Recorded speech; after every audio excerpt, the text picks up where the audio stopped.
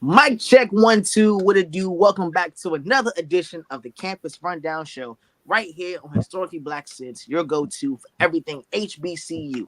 I'm one of your hosts, MC, coming all the way from Big Bad Bold, Bowie State University, and we got an amazing show for you lined up, and we're gonna get to all the fun stuff right after this video. Check it out.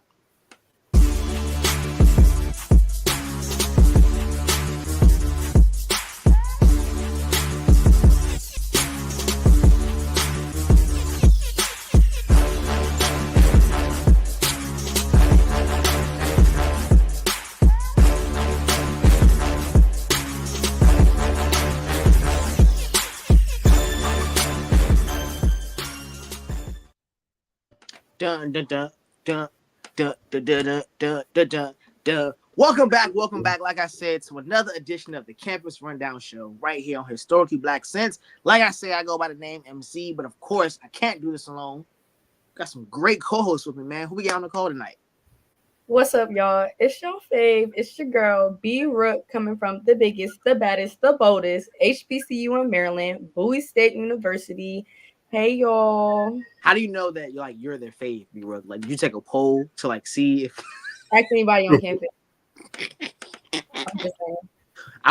Okay, I'm gonna do it Friday. I'm gonna say, yo, who's your favorite? Is it Rook? Because I just want to see if that's a lie. Yeah. And then, what's up, everybody? My name is Darion from the home of Big Blueberry Pride, Livingstone College Business Administration Scholar. What's up, y'all? It's positive, man. How y'all feeling? I'm cool. Yeah, it's been a cool week for real, too cool for real. I'm used to being so busy and everything. I'm a little bit anxious. It's been going so smooth, but thank God.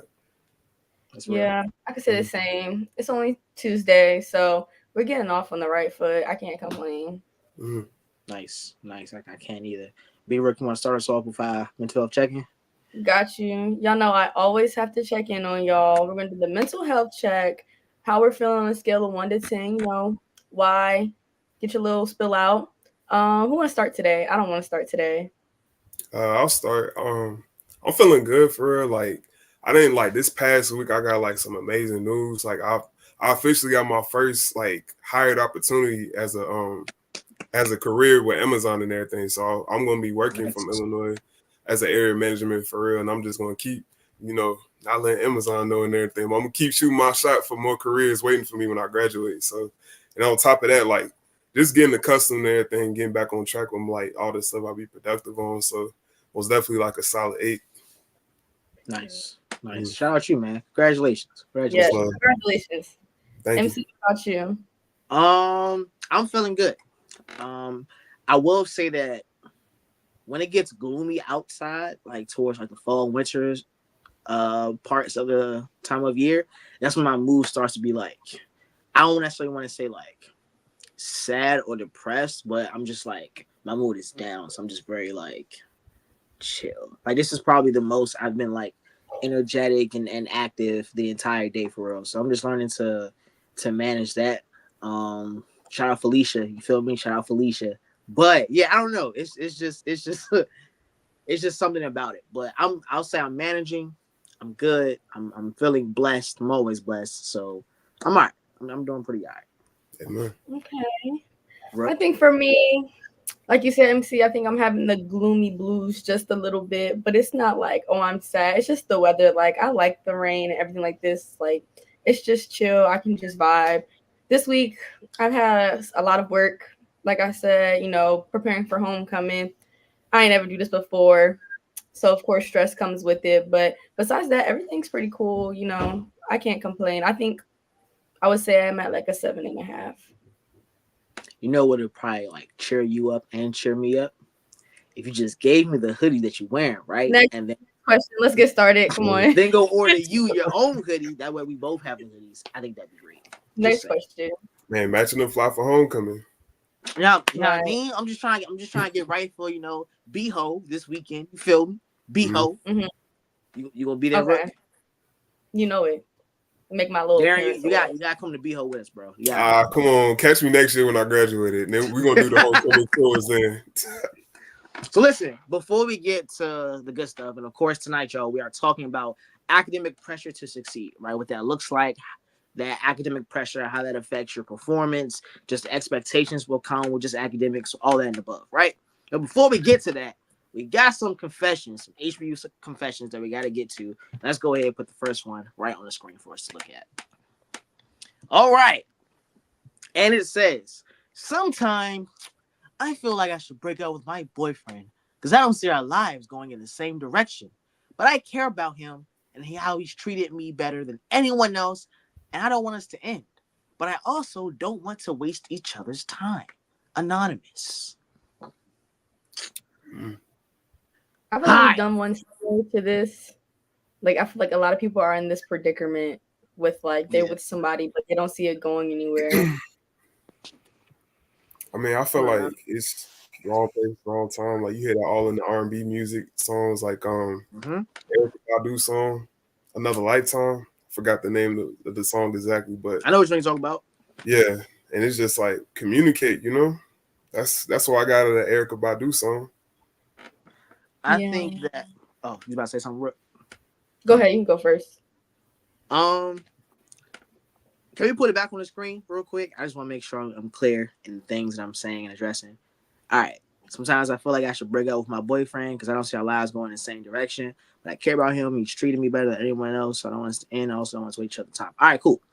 All right. So I think that I can understand the thought of not wanting to leave someone because it's probably the best you've ever had, right? They probably just check off so many boxes that you may not have experienced, which can sometimes also be like a little misleading. Because if you come from, say, if you come from being dirt poor, like you grew up not having nothing, never really obtain anything, then when you start to get regular basic things, you will put that as like this is a high standard. When no, that's just the bare minimum, for real. So now your standards are misleading because you always had somebody who cheated on you, who never did anything for you, who never was nice. I mean, yeah, this could be to where now you get a person who's just doing that, and you think that, oh, this is the best thing, when really it's just like it's bare minimum. And if you don't see yourself, this is the telling part. If you don't see yourself having a future with them, then conversation stops there. You feel me? Like if you can't see yourself being with them long term, just because they do nice things for you, just because a person is nice and checks off a lot of boxes, don't necessarily mean that like y'all connect on a mental level, on a personality level, that y'all are like there for real. So while it's cool, and I'm not saying you gotta end things horribly, y'all can still be friends. I mean, stay close, whatever the case may be. But at the end of the day, you gotta know that if you're not happy, if you're not satisfied, then now it's also could be a case of sometimes the grass ain't greener on the other side, and you might just be looking for things that are unrealistic that are already there in front of you. So I would just say, just pray on it, take it to the big guy upstairs, But I think it's a real feeling, especially in college, feeling like the whole world or necessarily everything has to be decided then and there, like the way your life is going to pan out, who your partner is. But it's like, no, you're in college, you're still exploring. You feel me? Mm-hmm. Yeah, I agree with both of y'all. I don't know. I've been in like a similar situation. I just feel like outgrowing people is normal, but it's just like also like the person said, like they care about them, they love them, whatever. Maybe it's a conversation to be had because like once you're with somebody for that long and like have that connection, things could change. Like it could be just a simple talk and like a dynamic can change and y'all can make it work for the both of y'all where both people are getting what they need out of it. So I wouldn't clip it off immediately, but you did say you don't see them going nowhere. So maybe, I don't know, like MC said, pray about it, ask God about it. I don't know, but me, it's okay. I'm going to leave. And I'm like, if that's the best person you experience in a while, like at least on the favor of being authentic and genuine with them, because like last thing you want to do for a person who served you well in your lifetime like that is like hurt them by being ingenuine, So being honest and real, I feel like that's the best thing going. And then like that communication go a long way. I can't express that enough because I do know what it's like to outgrow people or people to outgrow me. And then like you get that drifting apart type feeling like, y'all not connecting as y'all usually would.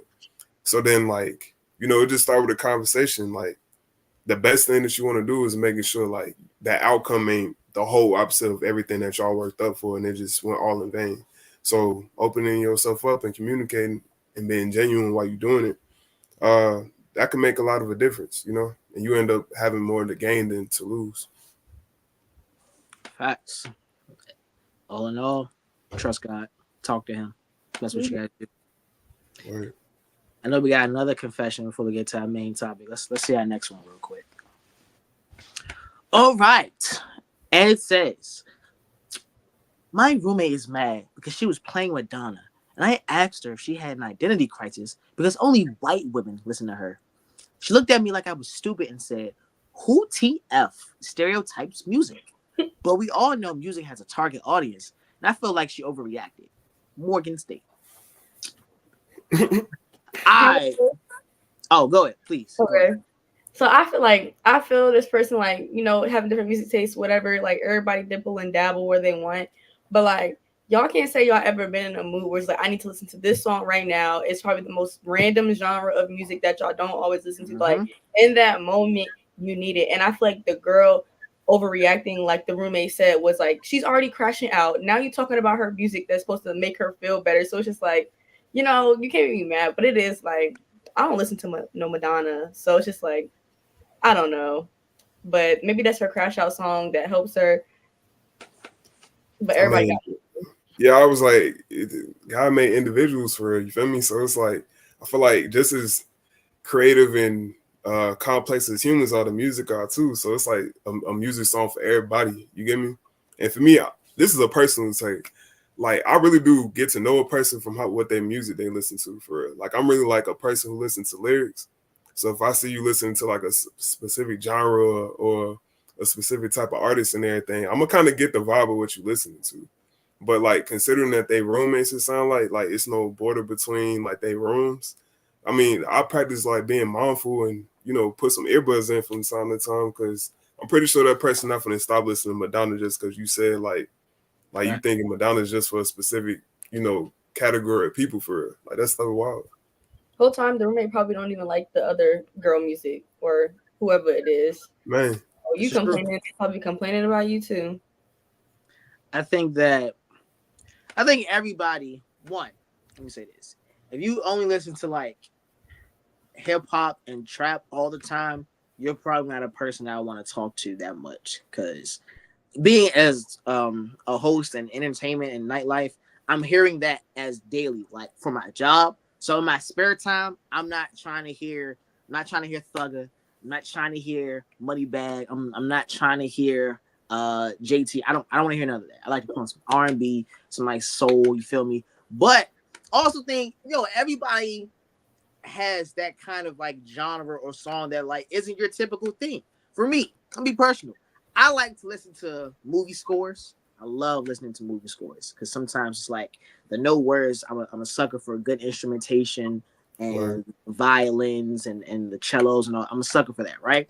But also like to listen to like some of my favorite TV show theme songs. I got what's this right here? Power Rangers Dino Thunder. That's my go-to, bro. I play that. Listen, why you laughing? Because I'm like, how somebody gonna hate on your Dino Thunder for real? You feel me? Yeah, bro. Like that would make me want to get to know a person. Like, why are you listening to that? Like, what, bro? You didn't like the show? You don't like the song? Sometimes them guitars and them rock sounding songs be all right. You feel me? Oh yeah, I got Green Day in my story right now on my Instagram talking about studying. Like, bro, I was also a big fan of like WWE growing up. So I got like some like their like theme songs like Cody Rhodes, you feel me, Batista. Sometimes the stuff is just good to just have a different kind of a change of sound from like the usual. It's how you express yourself. Yeah, I think if you hate on that, everybody got something that's maybe a little weird to some people, off to some people about them. Everybody does, and if you don't, then you're just a robot and not human because it's normal. No, but sorry. Oh, go ahead. Oh no, I was just gonna say, like you were saying, like people who listen to trap music every day, like they actually scare me because like why are you just listening to fighting, shooting, and doing all this crazy stuff all day, every day?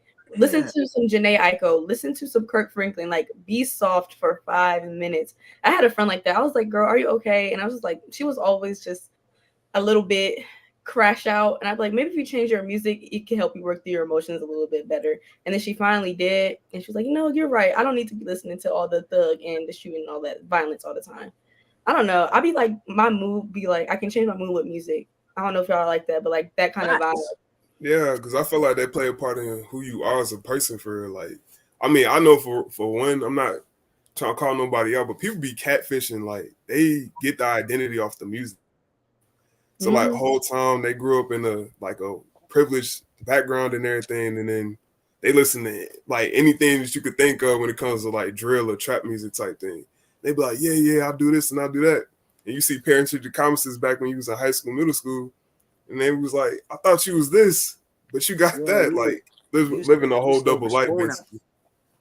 You silver spoon out here. You don't really come from that kind of place. And I mean, I can understand, right? Because art imitates life, and sometimes we're just fascinated with the art that comes with it. And sometimes maybe a little bit too much to the point where you start to embody it, where it's like, yeah, big dog, you're not trenches. You don't even pretend. I think we talked about that for one of the confessions up here, but yeah, folks will try to embody something that they're not. But it's like, no, just enjoy the music. No, it's okay. The music is made for everyone to enjoy, but I don't think it's right to say that because a person is of a certain ethnicity or from a certain place, they have to listen to a certain kind of music. Music at this point is made for everyone, right? Yeah. It's made for, there's no barriers to only they can access this or they can access it. Like, it's for everyone. So say it's stereotypical, you don't know. And to say that, oh, she must be secretly a white woman because she listened to, like, first of all, if you know, black people are the creators really of all styles of genres of music. Really started or have influenced majority of it. Madonna was influenced by some African American artists. So I don't know what you're really saying there, but yeah, it's weird. Enjoy your Madonna. Shout out to you. Yeah, and then don't be picking on bully. Yeah, tell your roommate stop hating. Literally. I know we had a comment. Somebody's KD said, "How is it going to an HBCU?" Who wants an experience? It is. So I was like, it's an experience because I transferred into Livingstone College. So shout out to Big LC, Big Blueberry Pride, and I say, like, long story short, I really do appreciate like the community because I never felt like I had like such a big support system until I came to Livingstone. And I came from a big PWI, not knocking PWIs, like they have the foundation and resources and stuff like that. But like, when you really want to feel the support of your people and like yourself up and put yourself out there, I never felt like such a greater push than to come to my HBCU and get support from all different directions. So I'm talking about like socially wise, like historically wise, you learn about your history. And just like in different aspects, you get to learn more about yourself too, being around your own people. So it's like, and not to say like it's not only black people that go to HBCUs, it's just like I said, it's diverse in itself, but it's like you feel more inclusive when you go there, I agree. I think that going to an HBCU, and like Darian say, it's not only at this point, it's not only for black people, right? Anyone can go to a HBCU. But I think especially if you are someone who is coming from the black diaspora, whether African American, whatever the case may be, just being around people who have similar origins and may look similar to you, and being able to grow and to prosper amongst them, to go through your good times, your bad times amongst them, it really builds a sense of community. I think going to any HBCU, you will see that community is one of the biggest principles of it all. Like, no matter where you're coming from, what part of life you come from, whether you could relate upon introduction or not, if this is all like totally new for you, you'll see that there's a place for everyone, and that HBCUs are meant to feel like home. Like, the H really stands for home, for real. Yeah, that's real. I can say that about Bowie. I know I was just talking about going DSU homecoming. Like, anywhere you go is supposed to feel like home and be welcoming. Just because as black people, we're like that. No matter what happens to us, no matter like the bad shit that may like happen to us, we are very inviting people. And so HBCUs are really just the epitome of, hey, wherever you from, whatever you bring into the cookout, even if you got nothing in your hand to bring to the cookout, come on over here, get a plate of food and chill with the homies for real. So Yeah, it's that's an real. experience. Definitely a dope experience. Both of y'all like nailed that on the head. Y'all kind of took all the words right out of my mouth, but like y'all both said, it's an experience. It's something like I could have never pictured before getting here. Like I remember before I got to college, like the months, the weeks leading up to, I'm like, oh my gosh, I wonder how my life's about to be in just a few weeks. Yada yada yada. Like just thinking, it's like now that I'm here, I've been in here for 2 years. On my third year, it's just like wow, like I can really appreciate my experience at my HBCU because it's really like help sculpt me into like the person I am today and then the person I'm going to be when I graduate and then prepare me for the future. So, I don't know. I love my HBCU. That's the best thing I can say about it. Yeah. Listen, shout out everybody attending HBCUs out there. You feel me? Mm-hmm. All right. So we're here to talk about the academic pressures to succeed. And just when we're talking about that, like what comes with pursuing a degree in higher education and especially expectations that you may put upon yourself, may come from your family, whatever the case may be. So the first thing I want to ask y'all is, can you describe any kind of experience y'all have had when it comes to academic pressure? Like wherever it may have came from, self-inflicted, family, friends, whatever the case may be, just any kind of experience you ever had with academic pressure. Being the first generation student is big. Like Facts. that's like something I can relate to at my HBCU and going to many others. That it's a lot of us coming from being first gen for real. So it's coming like you don't come with like a big support system, you know. So you want to be the person who want to change the trajectory of your family, and so like getting your education is like a major thing and how you could change your family generations into a different way. So coming to my HBCU specifically, it's not a lot of men in my family who educated for us. So I can't even think like passed down the lines of my family who had a degree as a black man. So Mm-hmm. like coming from me, I feel like I'm getting a lot of it out of the mud, knowing how to apply for financial aid, knowing how to where to look for scholarships, knowing how to network and brand myself, um, knowing how to just know myself in general, especially in like uh, how dynamic being in college is. Like you gotta learn how to focus your social life, your academic life, your professionalism, how you want to dress yourself throughout the day. I mean, throughout the week and everything, and just like being a first generation student for real, it's just it's overwhelming for sure, but it's most definitely gonna build you up to being a better person at the end of the day.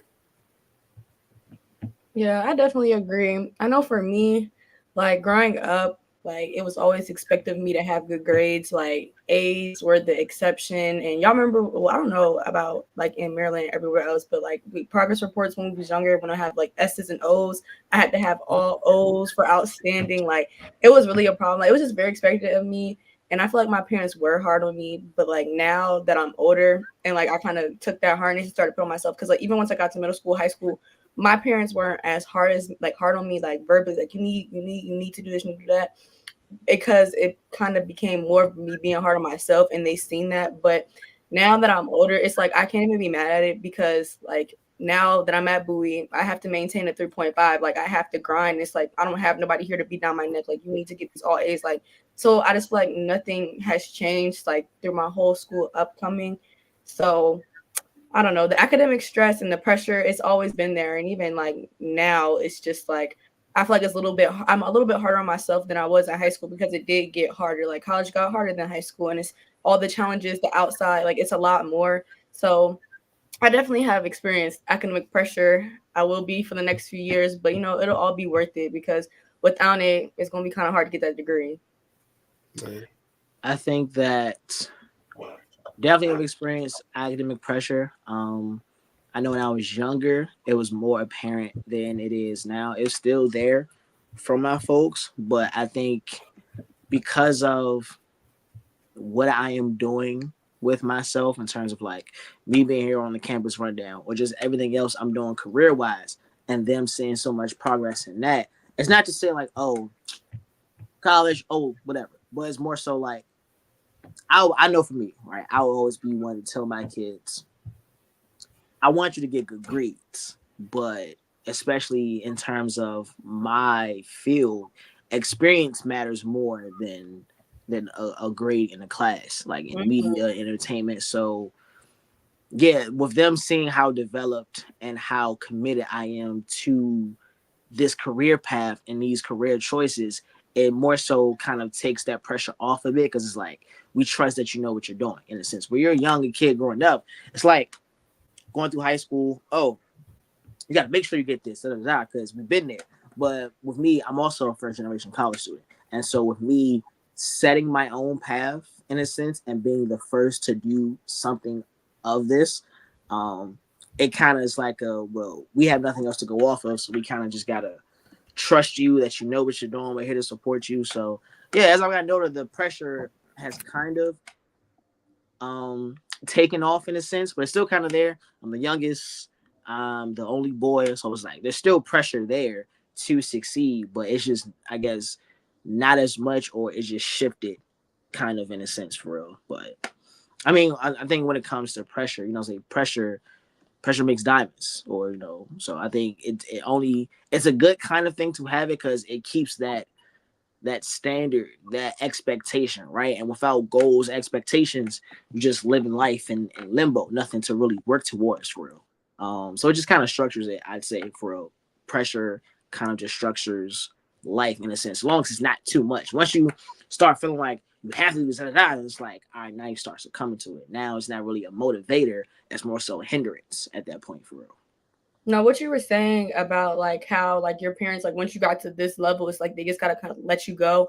I feel like my parents, and I'm sure you can agree, your parents kind of like you were saying, like they built you up so that when you got to this point, Yeah. when they feel like, I got you as far as I know and all my knowledge, and I'm still gonna help you as you continue, but like you got to figure it out now. Like I feel like it just really prepared me, and I would say us to go and take on like the careers that we want in our life. Because for me, I don't do anything like anything that my family has done. Like a lot of my family is like in accounting, or like they do ministries like for church and all of that. So it's like me doing communications and then being a college athlete. And I'm the oldest on my mom's side. So it's just like I'm kind of the first. So it's just like I know I have that pressure of also setting an example for my siblings that are coming up behind me. My little brother, he just started high school. So it's like he was younger while he was seeing me grow up through all of this. So now I kind of made the path, got through all the hard spots with our parents so that they can just flow through it. Like I was the first trial experience. And it's like the first time for my mom, my family too, knowing that like I'm going through this type of college experience. So it definitely like is a lot of pressure. And yeah. I think especially being that all of us here, are any of us here like the first Greeks in our family as well? Yeah. So I think even adding that, like not only being introduced to HBCU culture, but now adding Greek culture to that, something that again families aren't necessarily so aware of. It's just different. It's pressure there, but like I was saying, for me, it's not necessarily as much because it's kind of like you said, Rook. I can only get you to a point that I got myself to, that I'm aware of. Once you get here, it's like what you need for support. Like I don't necessarily know how to put an expectation there because I don't have as much. I can't put an expectation on something I'm not knowledgeable about for it. They was putting us in a position to do better than them. Say it again. I said they was putting us in the position to do like better than they did, Facts. like to push us further. Right. Yeah. As a parent, you want that, right? You want to. If the closest I was able to do was get to 100, I want to get my kids to 200, 3, and have them my grandchild. You feel me? So I think that's the point of it all, is to see the next generation, my offspring, my seed, do better than me. Like that's when I see like LeBron James got his kid in the NBA. It's like, yo, no, he's supposed to do that. Like he's supposed to help his kid to be better, to do better, to help them. So yeah, I rock with that. I know we got a comment from Chi. Everyone's support will look different. As I told my scholars in class tonight, we're here for you. I think that's really important, to have that kind of support from like your mentors, your teachers, your staff. Again, can't speak for other school vibes, PWIs, whatnot. But at HBCU, teachers and staff is more than just staff. Like these are your aunties, your uncles, who, because they have especially if they went to that university that you go to as well, because a lot of times staff be alone for real. So they may know that the culture, the fabric of that school, and what this school produces. That's why it's important. Go learn your history about your school and just different kind of people that went there, and you'll see that like there might be a certain kind of fabric of standard already established. So it's not that putting pressure on you because we don't think you can do it. It's because we know not only can you, but you can exceed it and you can do better. So it's good to have people in your life that are putting some kind of pressure on you in a sense because we believe in you. And not just pressure like giving you a whole bunch of standards and expectations and don't help. But I'm going to help you and I believe that you can exceed these expectations and meet them. So, yeah, shout out to the teachers and professors who go above and beyond to support their students. For real. I think that's really dope. No, No, that's like real. Because like at my HBCU for real, like I actually wanted to start something new and just like communicate with like my fellow classmates and like Mm-hmm. my goal was when I graduated, I want to start my own business. So like I was been writing like different business proposals and stuff like that, and that's coming off the knowledge I learned through my classes and everything. So I was just thinking off of like piggybacking off of what you said with the professors and the faculty, utilize them as like a network. Like Facts. your leverage is you being a part of the HBCU, like I was saying before, like that's a big support system for real.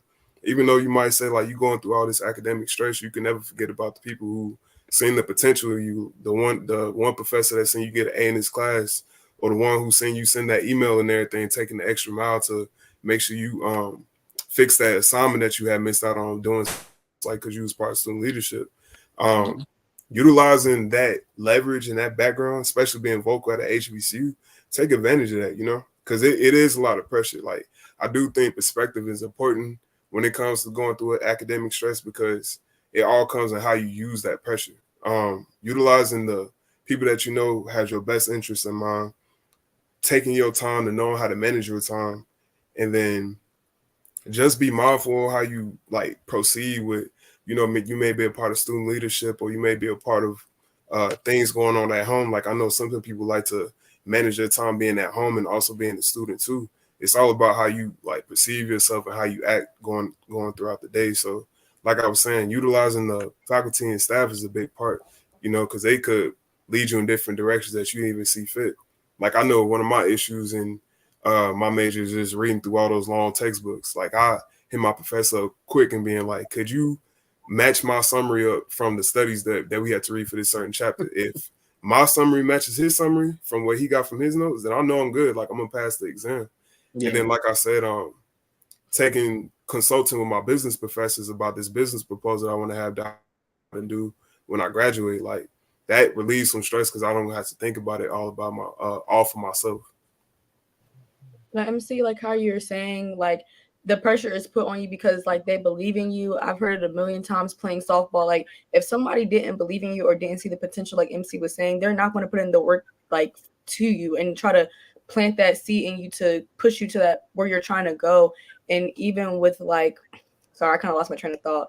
Push you to Yeah. where you want to go. And like all pressure isn't bad pressure. Like I know for me, like when I step in a room, I don't want to leave without nobody knowing my name, especially when it's like I'm trying to get some like softball, for example. If the coach ain't calling on your name, don't even think he gonna call you during the game because he ain't thinking about you. Like at least from my own experience, like when the coach is drilling on me, my professor's drilling me, can you do this? Can you do this? Can you do this? Like they know I can do it, but it's about pushing me to that next level and it's going to prepare me for what's next, the next level. And I know we had a comment saying, that pressure doesn't necessarily ease up as you move through life. The current pressure is preparing you for the next steps of life. You learn, or you learn how to navigate it. So, like you were saying, like I can definitely like relate to that. But all pressure is not bad pressure.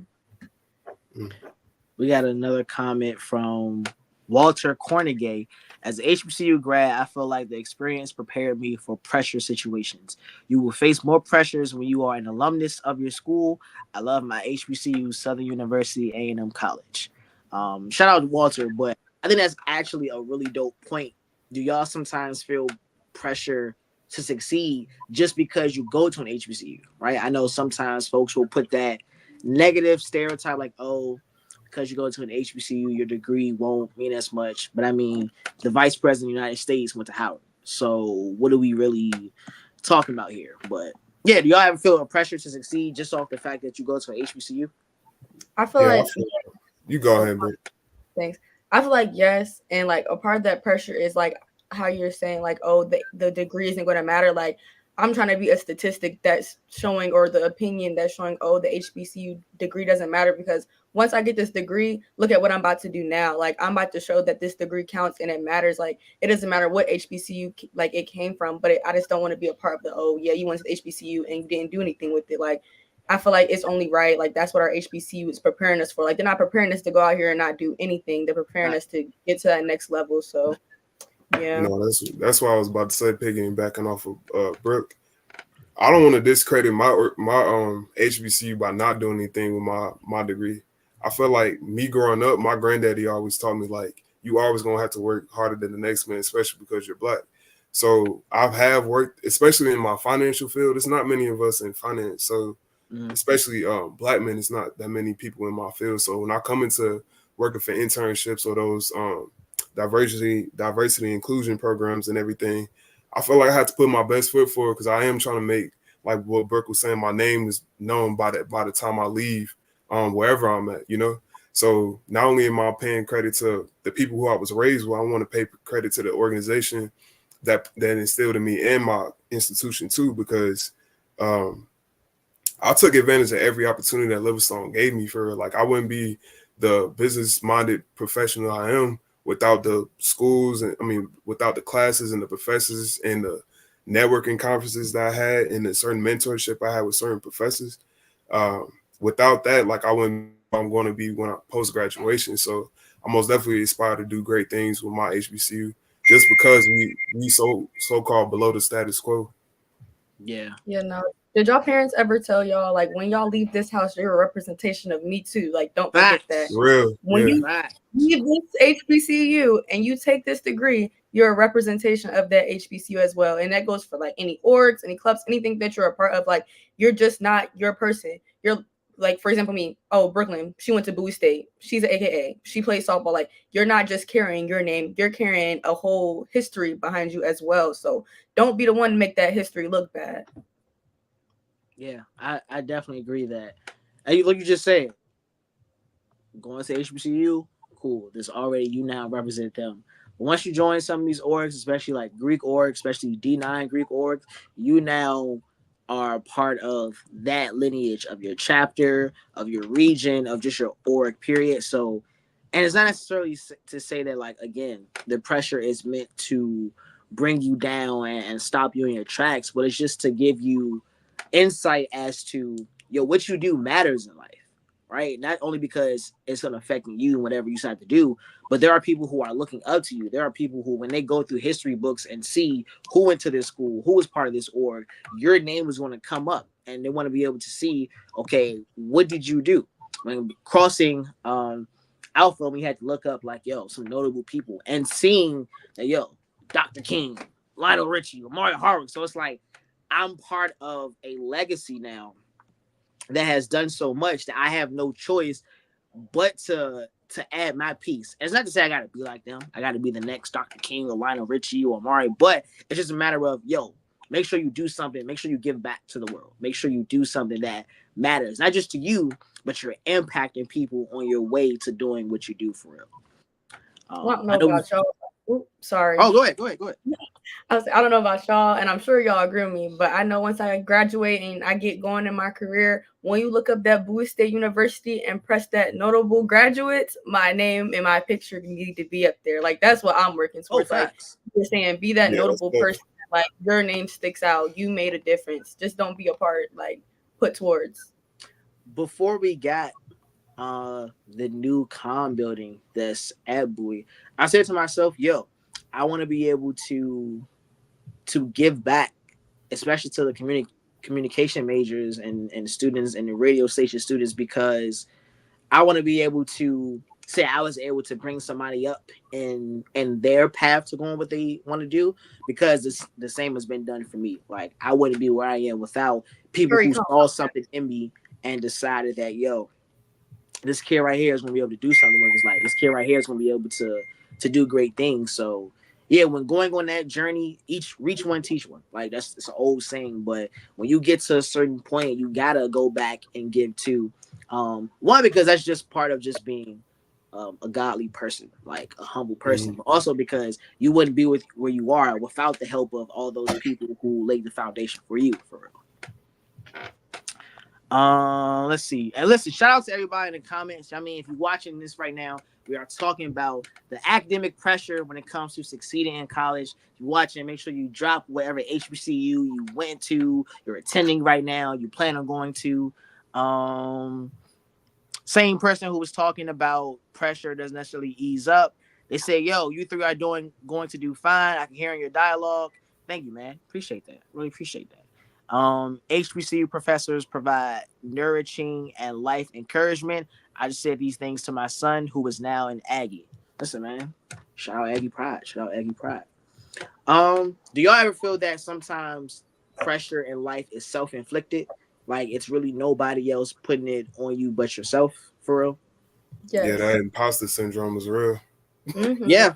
I Yeah, can get something good and then you think, nah, it ain't really supposed to be me for real. I probably took this from somebody. Like, then that's a real thing. yeah. That's why I think, like for me myself, I practice affirmations and I write down like gratitude lists because I don't give myself enough credit. Like that's within my nature, but that's what pushed me to go harder on stuff, you know.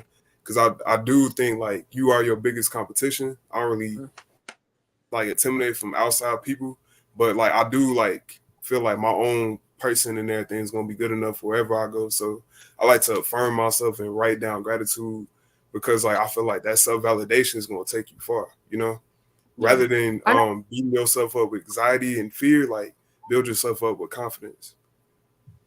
I know, like for me, like I definitely be like when I be doing stuff, it's just like in my mind, it's like ugh, I still feel like I'm not doing enough, even though I'm doing a million things in the world. But like recently, I was just updating my resume, and I'm looking, I'm like, dang, I actually have done a lot. Like this, a lot of people can't say they've done everything that I've done at the age of Mhm. 20. So it's just like sometimes it do take a moment of self reflection and like self gratitude and a pat on the back to be like, yeah, I did do all of this. Like I'm doing good where I'm at and I'm still moving forward. So with the imposter syndrome, I'll be feeling it because it's just like looking at everybody else, even with the media, it's like, how are you doing this? And I'm right here, but like everybody's journey doesn't look the same. And you got to celebrate your wins when you get them. I think that is so true. Um, I know for me, I can be a perfectionist. I can sometimes really get in my head. And to what you're saying, Rook, about when you look at the resume, like I think that's when a lot of times that's when the realization comes back to me, like, yo, MC, you've done a lot, bro. You've done quite a bit that most, especially at this age, are not able to say they've done. Um, Perfect example. I work now with shout out the gang at HBCU Pulse. Shout out the guys. I work now with them, and I now had to do something to where I was operating Zoom calls like this, but now I'm on the other end. I'm working like the putting people on the screen of that, and I was really nervous at first, by my first time doing it, because like never had to do that. I didn't want to mess around, hit something that would show is ended that. But my guy Randall, shout out, he was like, "Yo, bro, like." Got it, bro. It's not that difficult. I think sometimes, especially when trying something new and doing something that is untouched waters, you can put that automatic pressure on yourself when the person who might have put you in that position is like, again, I ain't put you here if I thought you was a deuce, like you was just a dun dun dun. It was going to fail. Like obviously something has gotten you to the point where people see something in you. People now believe in you when you get that job, when you get that internship. Like it's given because of your resume. It's given because we know what you can do. And if we didn't see that, you wouldn't be in it. So I think a lot of times, I know I'll especially say for me, I psych myself out a lot of things. And I see somebody, Hunter One, talking about village people mentality. It's important to have a village around you that supports you, that is pushing you to do certain things. Like I can't be friends with people who don't support me or who don't push me to do better. Like we might be acquaintances and be from afar, but to be in my close knit, like we gotta all be doing something. If I'm not supporting you and putting that kind of good pressure on you, let me know so I can hold you accountable and vice versa. I want to hold myself accountable to the things that people say about me. So yeah, it's important to have a village of people around you who can definitely push you to be better. Not to for bad, but again, pressure can make diamonds. And if a person sees that you have a diamond inside of you, if they really love you and support you, they're going to kind of put that pressure on you because they know what you can do and what you can be. Mm. Mm-hmm. I know we got a bunch. And listen, shout out y'all in the comments right now saying where you They're from. active. Listen. That HBCU love, I'm telling you, bro. That's that home. It's that community. Do y'all ever think that? Well, let me ask y'all this: have you ever experienced a time of like burnout, especially when it came to school? Maybe it was midterms. It Man, was this quiz that you thought you had in the bag, but then when you got your grade back, you really didn't have it in the bag. Like any kind of burnout or just like academic stress to like the fullest T. yeah, Yes. like, bro, you go ahead, yo. Yes, no, I have like plenty of times, and being like in the honors program, it don't like for my major at least, it's not more work, but it's the quality of the work. Like it needs to be up here. It's not easy work. So definitely, and then that plus extracurriculars, personal life, social life, all of that, like it creates burnout. Like, and it's okay, but sometimes for me, I gotta time that burnout perfectly right. Cause once I'm burnt, the best work isn't gonna come out of me, the best attitude. It kind of just disrupts the flow of everything else. And I just am learning still that like you have to take care of your body and like kind of compensate for these burnouts. And it's ways to prevent the burnouts. Like you don't have to burn yourself to the ground because a lot of the times it'd be you causing that burnout, plus the stress, of course. But like all the extra, like the whole fall down, the crash and burn is normally because of like your own mindset and your own mentality on the situation. So I don't know, take care of yourself with burnouts and with college, you're going to experience. Don't be shocked. Don't be surprised, feel through it. But you got to be able to get back up from that and don't stay burnt out because that happens.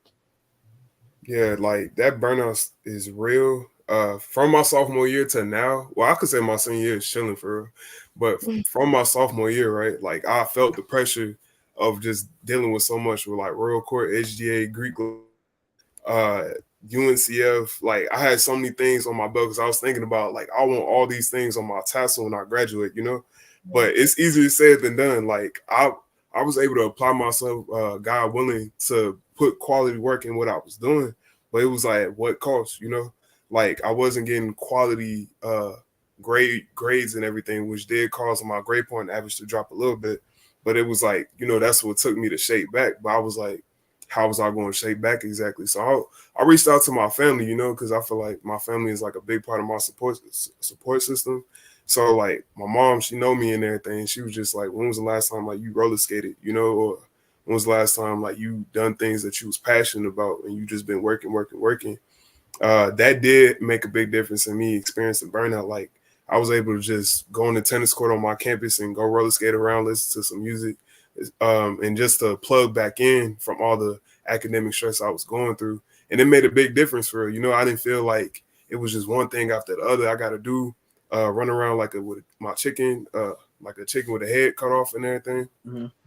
And I was just able to recuperate myself and put my best effort going forward. And that's what I just created as my routine. Like I even started working just to, get myself disassociated from all the responsibilities of just being a top-notch student leader. I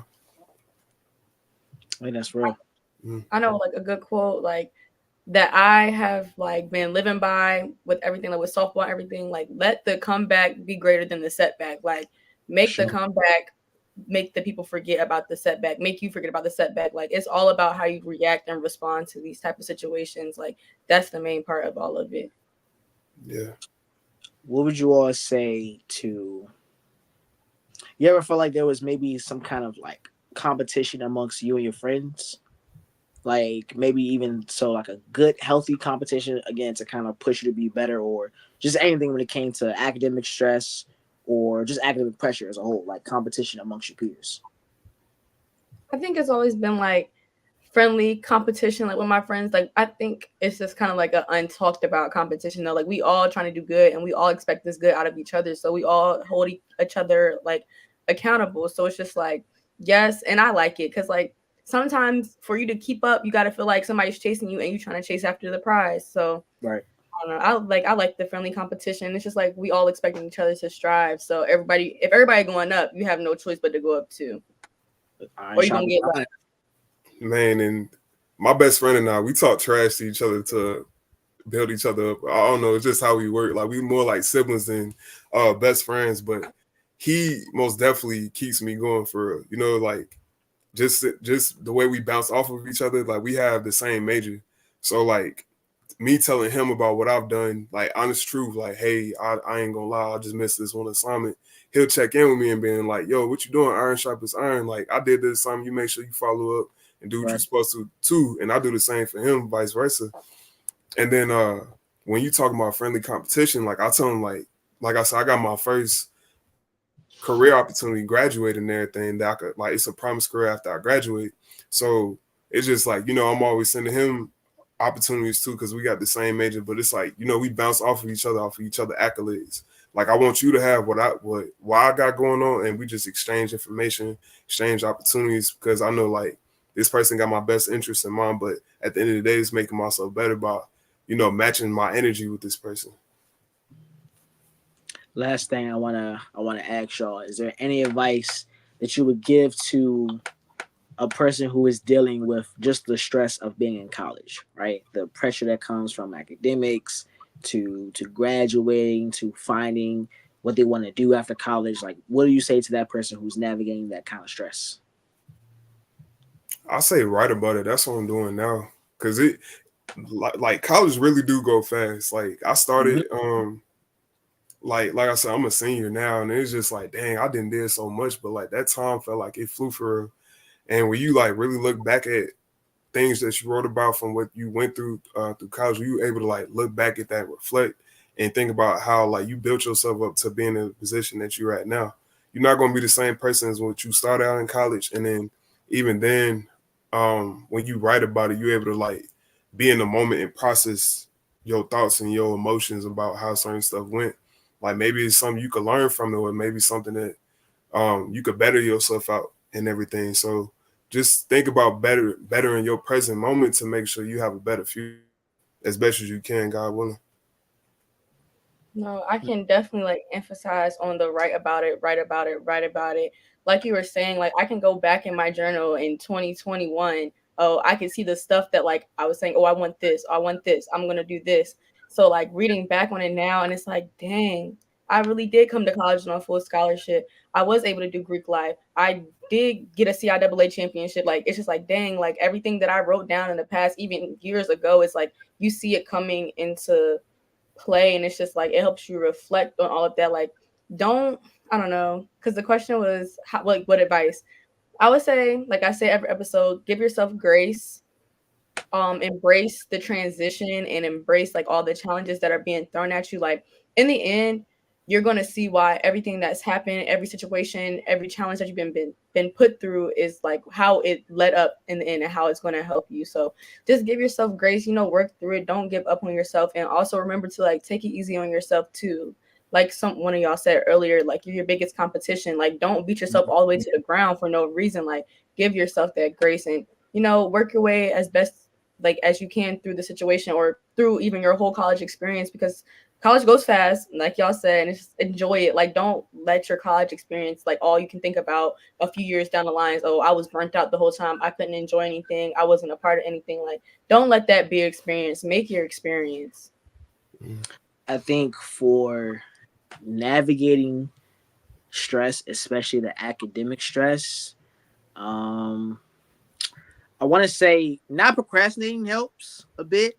I know me, I'm a very big procrastinator, and I seen something on Twitter where it's like me procrastinating is so that like what's the way they put it? So where when I get it done, it feels like even better of an accomplishment because I had so much at the same time. But realistically, it adds a lot of stress in the moment. So I think if you structure things out, like if you know you got an assignment coming, do it. Like don't wait until the deadline's about to come to get started on it. Like when you get it, try to start it as soon as possible. And really, especially to what you're saying, Rook, giving yourself grace. Once you realize that you're a college student and that mistakes are going to be made, and this is the part of your journey where you are building yourself. Like you're not there yet. You're still in your 19, 20, 21, 22, 23, or wherever you are when you decide to start college. Like you're building yourself. This is the starting point. So it's not like you say, it's not about how you start, it's about how you finish. It's not about the setback, but it's about when you come back for the comeback. You feel me? So heavy on the grace part. I know I'm learning to do that and to surround yourself with people who are going to give you grace, who are going to give you the tools that you may not necessarily have already in your toolbox. Like said it earlier, that village mentality, and when you have good-hearted folk around you who support you and are there to support you in different ways, I think it just makes the pressure of doing whatever you got to do, it just makes it feel a whole lot easier for real. Yeah, and adding on what you were saying, like authenticity and genuineness, it take you a long way. Like college is unreal when you think about it in most cases. Like not too many people go to college, you know. So on top of that, Mm-hmm. like being the first gen or whatever your case of circumstances is, like take that and own it, you know, like own your process of what being in college is, because it's easier rather than you faking it to make it. It's rather like you own what you got going on and everything, and talk to people when you feel like you overwhelmed with a certain chapter, or people when you feel like you feel intimidated to apply yourself for a certain opportunity or even a scholarship or whatever it could be and everything. Like be honest, genuine, and authentic, you know, because it really do take you a long way going through college. You get to know more about yourself by the end of it. Facts. I think anybody who's struggling, like trying to get through the burnout and just trying to see like the brighter side. I don't know about y'all, but I'll get down to some Miley Cyrus every once in a while. Y'all know the song The Climb. Like, it don't matter how fast I get there. It don't matter what's waiting on the other side. It's the climb. Like, listen to that song. Like that drop behind me crying sometimes. Beautiful Like when song. I really be eating it, it be You're hitting right. home. Like, Speaking of the climb, B-Roll, you want to climb us into the A word of the day? I got you, y'all. It's about that time for the A word of the day, as Dasa would say. Our nice accountability check just to keep everybody accountable for their week, for their responsibilities and everything. MC, let's start with you today. What was your accountability last week, if you remember? The last one I remember was to make a link tree. I don't know if that was last week or 2 weeks I think ago. that was the week before because I wasn't here last week, and you said that was last time I was on. Then woe is me. I don't know the last one, but this one, I will say I want to. I have a journal, and I would like write stuff in it here and there, but I'm not as consistent with it. So I just want to, I guess, for this week, make sure I journal just a little bit more, like some more daily thoughts or daily thoughts, whatever the case may be. But yeah, just to put some more entries into it. Try some journal prompts. You can look up some good ones on Pinterest. Yeah, Thank you for that. That's tough. Cause I'm not gonna lie, I have a therapist and everything, and like I was just asking like, I go through BetterHelp, and he was just telling me like, you know, the journal. I've been telling him the journal prompts have been really helpful in me writing and journaling and everything. So I was asking him how can I get more journal prompts. So I appreciate you. Yeah, Pinterest, you can look on the internet. Like they have some good ones for like different categories and everything. Because sometimes I be doing them prompts, they be getting to the nitty gritty. I be like, oh my goodness. Yeah, I'm gonna get to that. So I appreciate you. My thing on accountability, I'll say for sure, ChatGPT, I most definitely like milk ChatGPT to get through my resume and my LinkedIn to make sure it's like optimized as possible. Cause like, you know, summer internships is coming up, people open up them applications and everything. Like I said, only because I prepared for myself for that area manager job that I have now. I was able to like earn that opportunity and everything. So I want to just keep the momentum going. Like I said, I felt like I kept myself accountable on my word by optimizing my resume and LinkedIn with ChatGPT, and just like my per usual is just working out, staying in touch with family, and then staying on top of my assignments because I just want to graduate. No, heavy on the ChatGPT because when I need me a quick little cover letter, let me get a cover letter for this. Man, so that prompt, that'd be clutch. But for me, my accountability check of the week would definitely be to like update my resume some more. I did a little bit today because I was submitting it and trying to get in some applications for some internships, like you were saying. Definitely keep applying for those. Apply for some scholarship money because I need me a refund check. Lord knows. Do that. Finish out some social media like content planning for the week, and I got to take a trip home this week, so just get through that and get back to Maryland safely. That's all on my accountability check for this week. Nice. Well, listen, y'all. It's been a dope episode. We appreciate everyone tuning in from whatever HBCU, wherever you're representing. Shout out Bowie State. Shout out Livingstone, man. Shout out Rook and Darion for being on tonight. I've been your host, MC. Every Tuesday, right here, 8 p.m. We'll see y'all next time. Bye, y'all.